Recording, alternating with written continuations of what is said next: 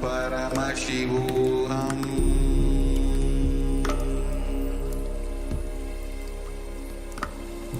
Om Nithyananda Paramashivoham.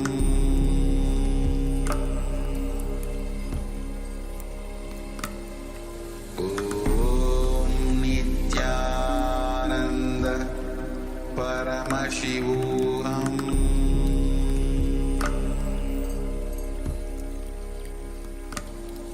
Om Nithyananda Paramashivoham.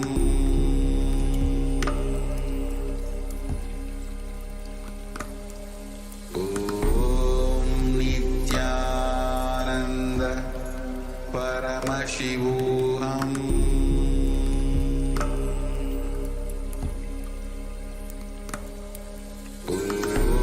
Om Nithyananda Paramashivoham.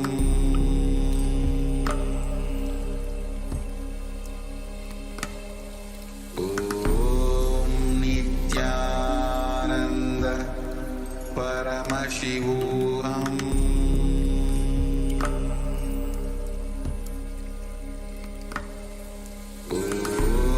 Om Nithyananda Paramashivoham.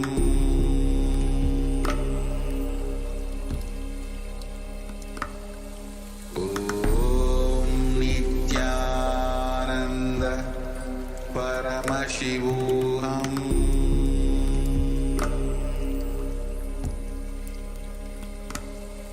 Om Nithyananda Paramashivoham.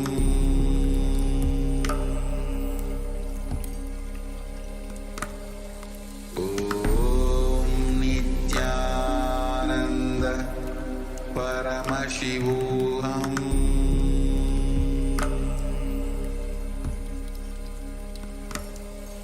Om Nithyananda Paramashivoham.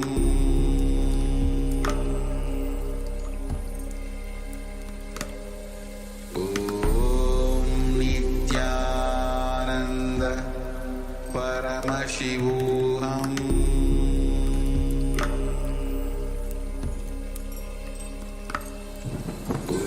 Om Nithyananda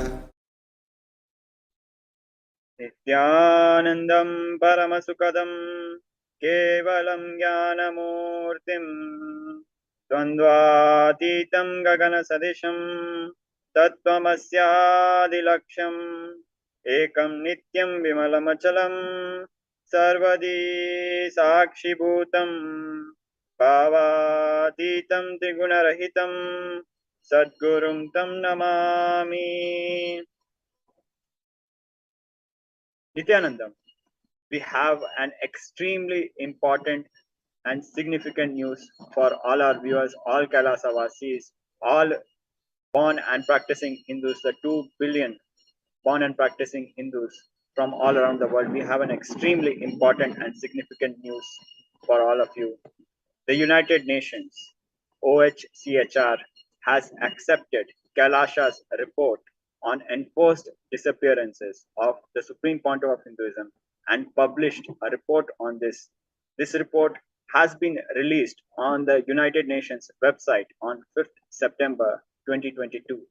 And we are extremely happy, we are extremely grateful, and it's an extremely important moment for us. We'll be sharing the details of this report where the United Nations has officially acknowledged the enforced disappearances of the Supreme Pontiff of Hinduism and published the report on the same. In front of you, we see the website of the United Nations, ohchr.org, being projected on your screen. The topic was on non-state actors and enforced disappearances in the context of Convention of the Protection of All Persons Against Enforced Disappearances. This was issued by the Committee of Enforced Disappearances, a part of the OHCHR, a part of the United Nations. OHCHR is the office of his Office of High Commission of Human Rights of the United Nations. In that, the Committee on Enforced Disappearances had issued this report on 5th September 2022. We'll scroll down the page, and as we can see, we see the inputs received. We see that Kailash Union has been mentioned. We are extremely grateful for United Nations to accept the report of Kailasha and acknowledge the persecution faced by the Supreme Pontiff of Hinduism and the AIT community of disciples, followers, and practicing Hindus of 2 billion practicing Hindus worldwide who have been persecuted along with the Supreme Pontiff of Hinduism. Now we'll be going through this report. The following is a report which was submitted to the United Nations and has been published on their website. We'll be going through the report.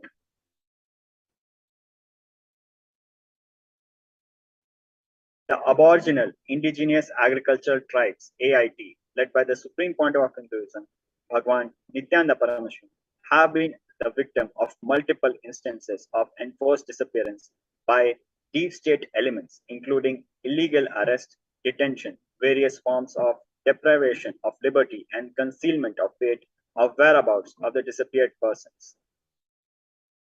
The Supreme Pontiff of Hinduism, Nithyananda, the revival of Hinduism through the civilizational nation of Kailasa, globally it vested interests enforced disappearance of the SPH and AIT members. So this is the short introduction to the report which was submitted to the United Nations and accepted by the United Nations and finally published by them on their website, where they have endorsed the findings submitted by the Kailash Union about the persecution of the Supreme Pontiff of Hinduism and Aboriginal Indigenous Agricultural Tribes such as the Adi Shaiva community. Going further into the report, the persecution has been ongoing over a decade, including over 70 assassination attempts, over 250 sexual assaults on the Supreme Pontiff of Hinduism and AIT members, lawfare of 120 false cases, massive hate propaganda in electronic media of over 17,000 hours, and print media of over 25,000 articles, destruction of heritage properties worth over 27 million US dollars, and continuing ethnocide and genocide of over 80 million Hindus worldwide since 7 centuries. The report has clearly stated, which even the United Nations has now officially acknowledged and published, that the persecution which has been happening to Hindus since the last 7 centuries, where over 80 million Hindus worldwide have been going through ethnocide and genocide. In the continuation of this persecution, there have been several attacks made on the Supreme Pontiff of Hinduism and agricultural, indigenous, aboriginal tribes of India, Hindu communities such as the Adi Shaiva community of disciples of the Supreme Pontiff of Hinduism and millions of Hindus worldwide. They have been going through this persecution, and the specific attack on the Supreme Pontiff of Hinduism is a continuation of this, as he's the leader of 2 billion born and practicing Hindus. There have been over 70 assassination attempts made on the life of the Supreme Pontiff of Hinduism, more than 250 sexual assaults on the Supreme Pontiff of Hinduism and AIT members. There have been various false, vexatious prosecution and false cases filed over the Supreme Pontiff of Hinduism and his community, with over more than 120 false cases. Many of them have been thrown aside by the various courts, terming them as false and abuse of process of court.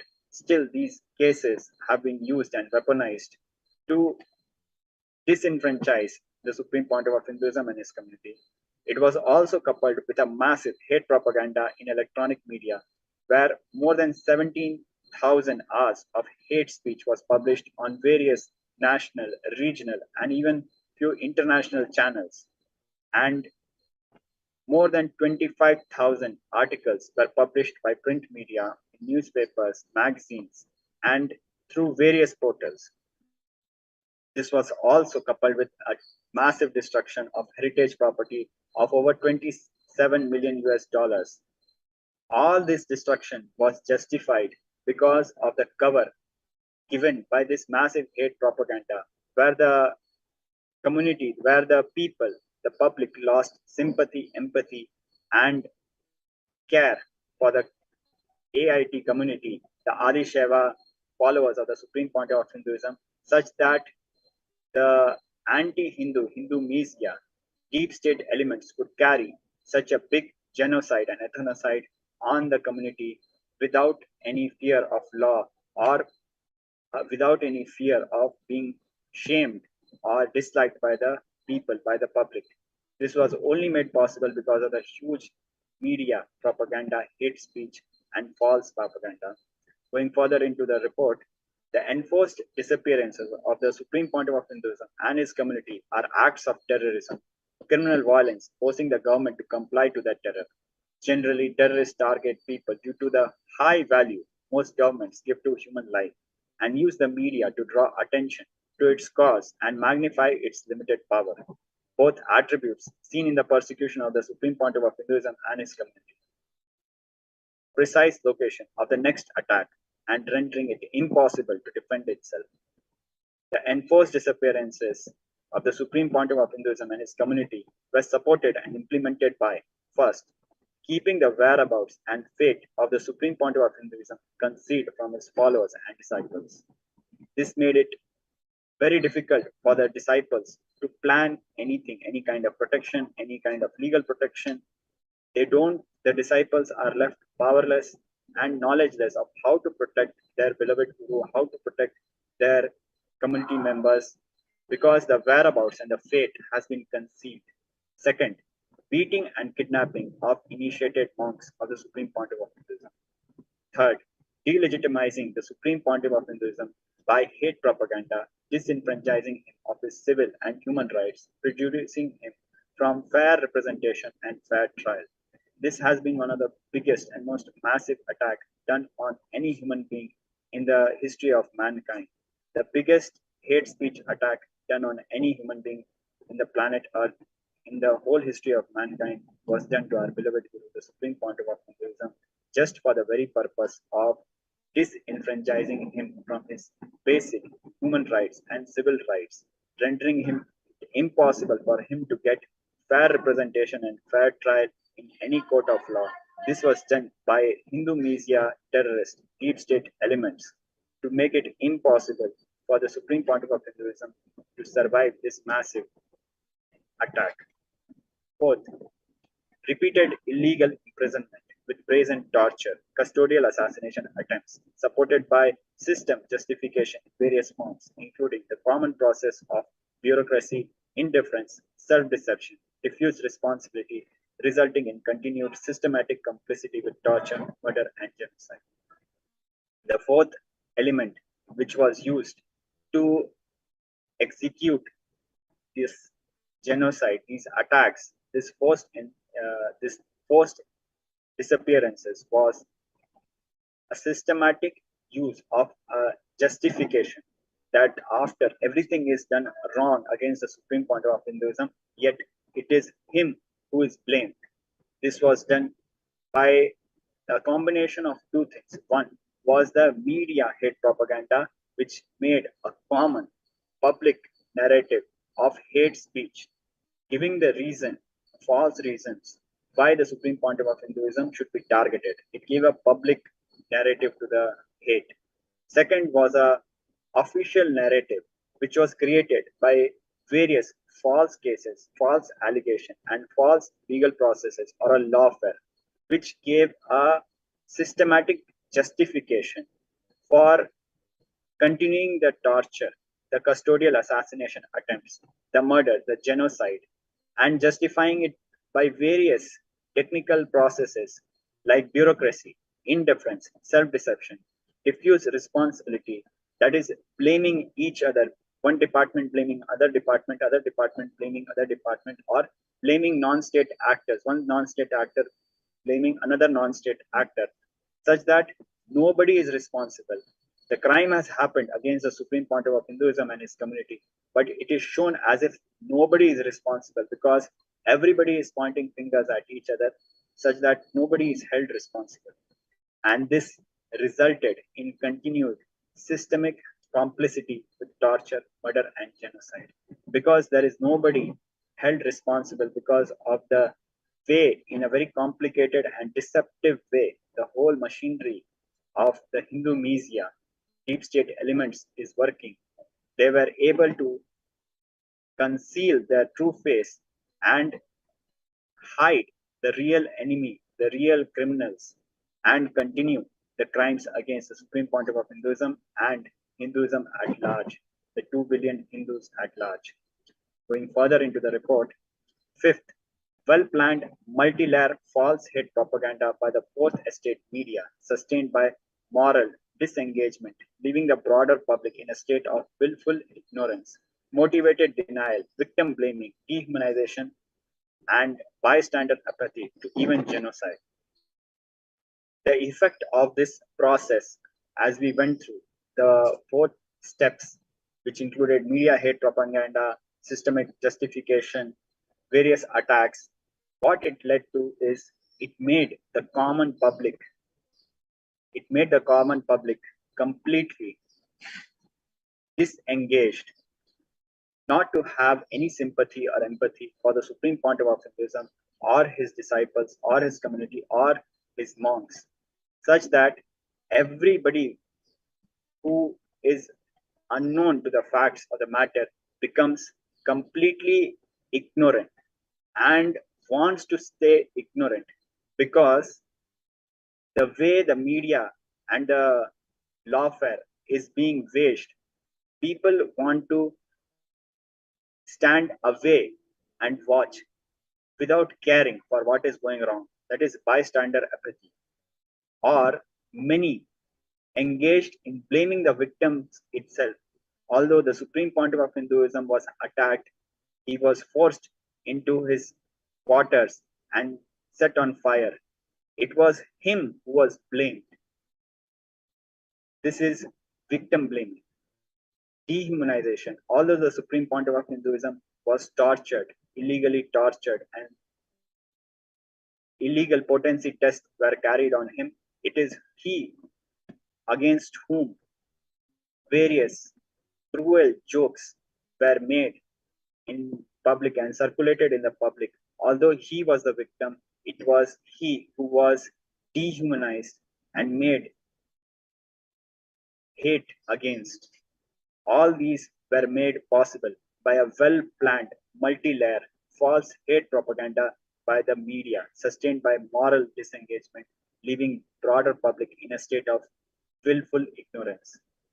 This ignorance can be ended by knowledge, which the United Nations has released on its website the report of KAILASA Union on the persecution of the Supreme Pontiff of Hinduism and his disciples. The knowledge and the truth about the persecution of the Supreme Pontiff of Hinduism and his followers will end this willful ignorance of the public at large and bring the truth about the persecution out in the public. We will be continuing further in the report. The report goes on enumerating episodes and attempts of enforced disappearances on the Supreme Pontiff of Hinduism and the AIT members by the deep state elements, the Hindu media terrorists. First, on March 2010, a massive and sophisticated hate campaign was organized by deep state elements and media disinformation in India targeting the AIT minority community. Between March 2nd to March 8, 2010, media disinformation was spread in India and California, USA, through YouTube, Twitter, and systematic upload against the religious minority, AIT, and undermine human rights of the community. This led to over 70 assassination attempts of the Supreme Pontiff of Hinduism and multiple live attacks on the AIT members, continuous lawfare and attacks of more than 50 AIT temples and monasteries in different cities simultaneously and rapidly. AIT Hindus, disciples, and devotees of the Supreme Pontiff of Hinduism were beaten. Hindu female monks of the Supreme Pontiff of Hinduism were raped. So in 2010, March 2010, from 2nd March, a deep fake defamatory video depicting the Supreme Pontiff of Hinduism, look-alike of the Supreme Pontiff of Hinduism, was released by the deep deep state elements, the Hindu media, in a systematic way through YouTube, Twitter, and thousands of versions of the same defamatory deepfake video was released on various portals. It was released on many news channels such as the Sun TV and on many websites such as YouTube, Twitter, and various other internet portals. This video was coupled by continuous media coverage where the media gave a lens to the public, where the media explained to the public how the video should be interpreted and understood. The media systematically, continuously kept on poisoning the people with false narratives and false information and completely instilled the common masses with hate, who were left confused. As the common masses were left confused with the continuous hate propaganda of more than 17,000 hours being bombarded on them, in parallel, various deep state elements, Hindu media terrorists, waged various attacks on the community. This included setting up more than 50 temples and monasteries of the AIT Adi Shaiva community on fire and destroying them. This included executing more than 70 assassination attempts on the Supreme Pontiff of Hinduism. This also included many attacks made on devotees, disciples of the Supreme Pontiff of Hinduism, where they were beaten and female monks were raped.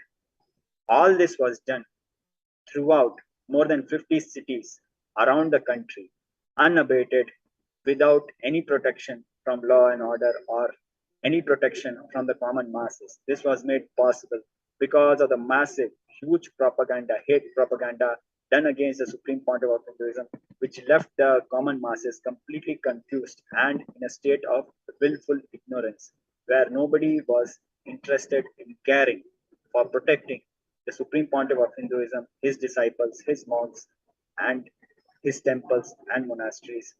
Nobody was interested in protecting Hinduism at that time when this huge attack was happening because of the huge hate propaganda executed against the Supreme Pontiff of Hinduism and all the Hindu gurus through various systematic hate propaganda around the deep fake video and other false narrative.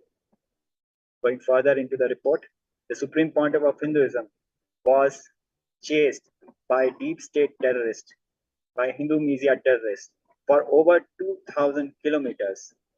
This chase was from Tiruvannamalai, going all over Karnataka through various cities, going through Tamil Nadu, and going all the way till Haridwar for more than 2,000 kilometers. On record, deep state Hindu media terrorists chased and tried to kill the Supreme Pontiff of Hinduism. These are supported, these facts are supported by various news clips and newspaper reports, where city by city it has been explained how a mob of Hindu media terrorists has been trying to kill the Supreme Pontiff of Hinduism from one city to another city in a continuous manner with a gap of nearly few hours. This continuous chase of 2,000 kilometers has been documented and published by newspapers. While the media justified the planned enforced disappearance, the media spread disinformation that the Supreme Pontiff of Hinduism was absconding. All the while this chase to kill the Supreme Pontiff of Hinduism was happening during March 2010, the media was continuously spreading the false narrative that the Supreme Pontiff of Hinduism was absconding from law. Like this, they justified that even if he was killed during that time, the media, the public would not have any sympathy or empathy, because in the eye of the public, he was framed as a criminal without even a crime happening, without he being asked any question, without he being able to defend himself. Directly, the media projected him as a criminal whom a mob was ready to kill. Like this, a situation was created where any moment the Supreme Pontiff of Hinduism would be killed, and nobody would be there to feel that it was wrong. In that way, the hate propaganda was created to destroy the Supreme Pontiff of Hinduism and the only hope of Hinduism to be revived. The deep state elements founded the Supreme Pontiff of Hinduism in a relentless chase to assassinate the Supreme Pontiff of Hinduism, starting from Tiruvannamalai, India, where the Supreme Pontiff of Hinduism had to leave. On 3rd March 2010, deep state elements set on fire the Supreme Pontiff of Hinduism's quarter, locking it from outside, and the assassination attempt was live telecasted on national media channels. While this assassination attempts in Tiruvannamalai or in Vididi, Bangalore, was happening, all these events have been covered by the media, and especially the 3rd March assassination attempts, where the Supreme Pontiff of Hinduism was pushed into his quarters and locked, and the quarters were set on fire with the police watching it happening in front of them. All this was recorded and broadcasted by the media live, the footages of which are still available on the internet and on various media channels archives. Still, there has been no question till date why it was allowed. Why? How could people be standing? How could media be standing? How could police be standing and watch a person being set on fire and killed? Has been no question of accountability to anybody. There has been no case registered by any law enforcement body to bring to justice this to the people who tried to kill the Supreme Pontiff of Hinduism. Instead, it has been more than a decade. Still today, the Supreme Pontiff of Hinduism is held held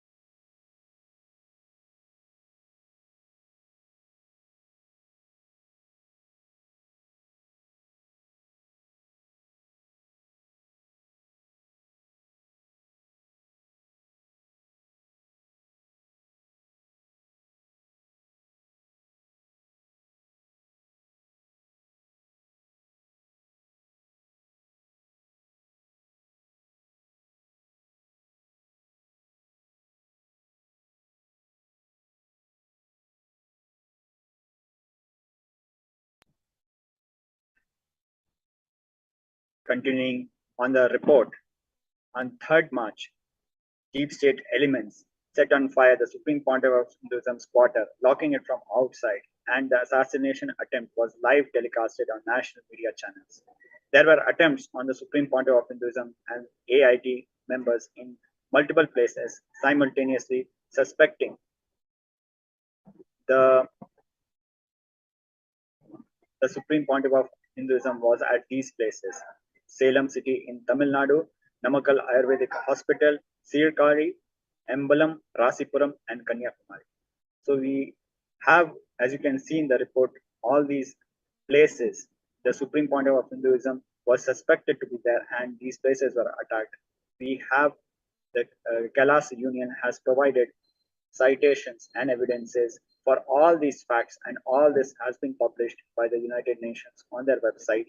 You can see the report, and all of them have been numbered with footnotes, with evidences to various public documents, public news paper documents, and public evidences which have been accepted and published by the United Nations.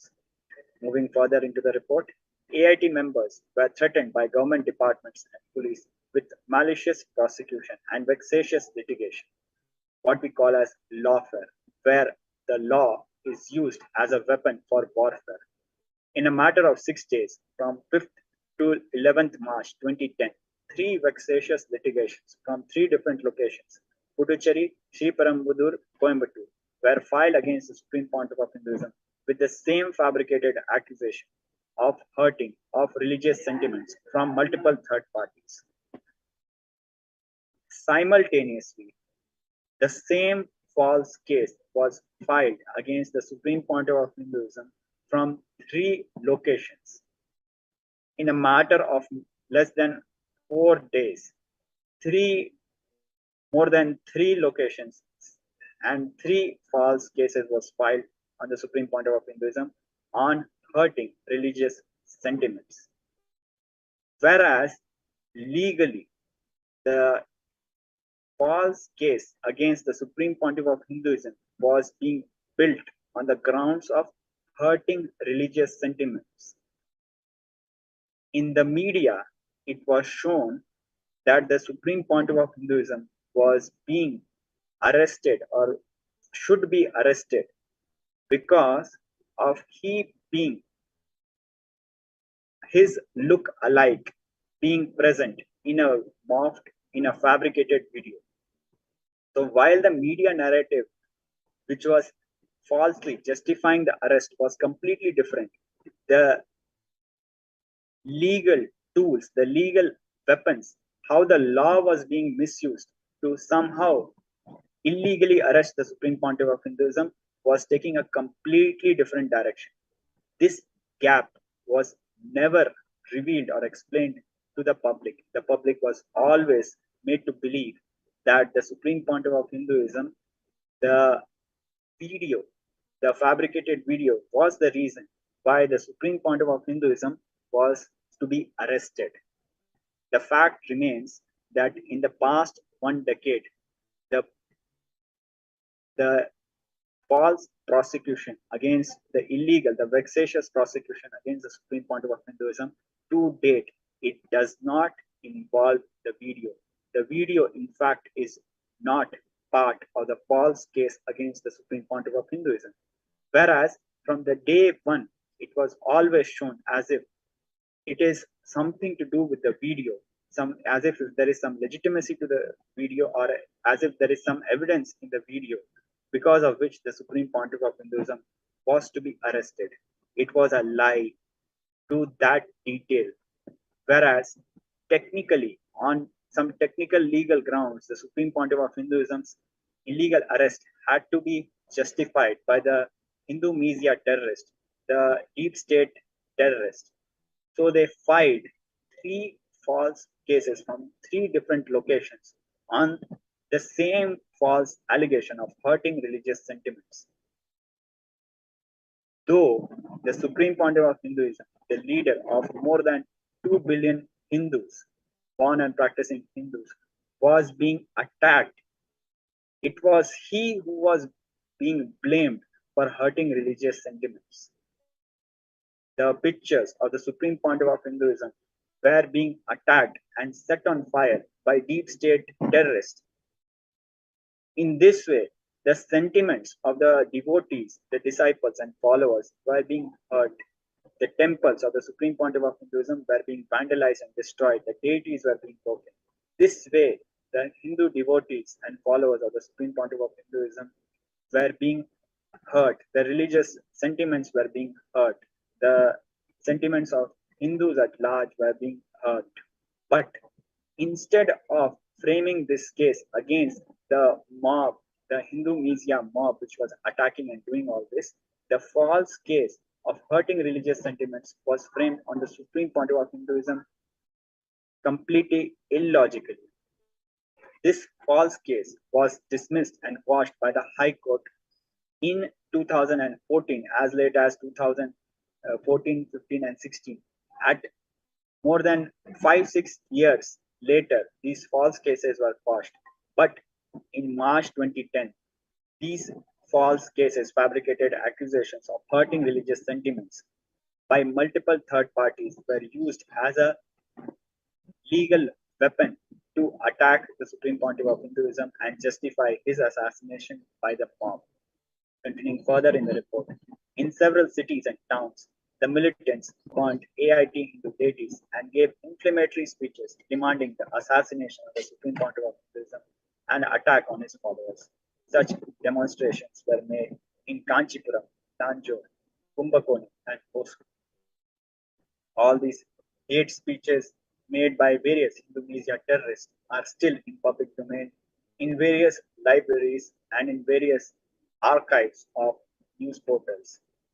They have been also submitted as part of this report with the citations. Over the years, several fabricated accusations made against the Supreme Pontiff of Hinduism, Nithyananda Paramashivam, and his community were proven false. In some cases, the courts also termed litigations targeting the Supreme Pontiff of Hinduism as abuse of process of court done with malified intention. These court verdicts were in favor of the Supreme Pontiff of Hinduism and the AIT community. These, these court victories have been cited in this report.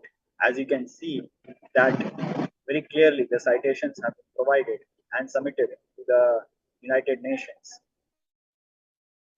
such as the High Court of Madras in criminal OB petition number 10,907 of 2010 and miscellaneous petition number 1 and 2 of 2010 in an order dated 28 February 2017 had quashed the false case of hurting religious sentiments and termed the litigation targeting the Supreme Pontiff of Hinduism as abuse of process of court done with malified intention, which means clearly the court accepted two things: that it was an abuse of process of law, that the false case was not just a false case, it was an illegal false case, number one. And second, it was done with ill intention, with malified intention, which clearly we can see the High Court termed the attack on the Supreme Pontiff of Hinduism as a lawfare. But this judgment comes in 2017, whereas when this false case was filed, it was 2010. And such, not just this only one case, such multiple false cases on the same false accusation, such as hurting religious sentiments, was used to justify the assassination attempts on the Supreme Pontiff of Hinduism and all the attacks on his temples and all the attacks done on his disciples. All this was justified in 2010 and continues to be justified by the sophisticated media hate propaganda, which has very systematically concealed the technicalities, the legal technicalities, and the basic, bare, simple facts from the common masses and continued this attack. Moving on further to the report, although the courts were in favor, these court verdicts that were in favor of the Supreme Pontiff of Hinduism and the AIT community, it did not remedy the damage and prevent further persecution. The deep state continued their attacks. Although 7 years later, for example, this particular case of hurting religious sentiments was quashed, throughout the 7 years, so much of hate speech and hate propaganda was instilled into the common public narrative and into the minds of the common masses that even though the High Court dismissed these false cases, terming them as illegal, abuse of the process of law, abuse of the process of the courts, done with a malified intention. None of these had any effect of remedying the damage and preventing further persecution, because these reports were almost never published in the media, and even if they were reported and published, they were published in a very small article without revealing the details and explaining the impact to the people, how so much injustice was done to the Supreme Pontiff of Hinduism, and how so much injustice was justified by hate propaganda. This is why this persecution still continues. And though the court verdicts remain in favor of the Supreme Pontiff of Hinduism, they are rendered toothless and provide no remedy to the damage and are unable to prevent any further persecution. In April 2010, the Supreme Pontiff of Hinduism was illegally arrested. The police issued a work order for building a special interrogation room with CCTV camera, harsh lighting, and other arrangements for torture. The CCTV camera captured the police brutality. The police selectively leaked some of the clips without audio to television channels as part of the disinformation campaign. The channels aired these and even published them on their websites. When questioned in the courts,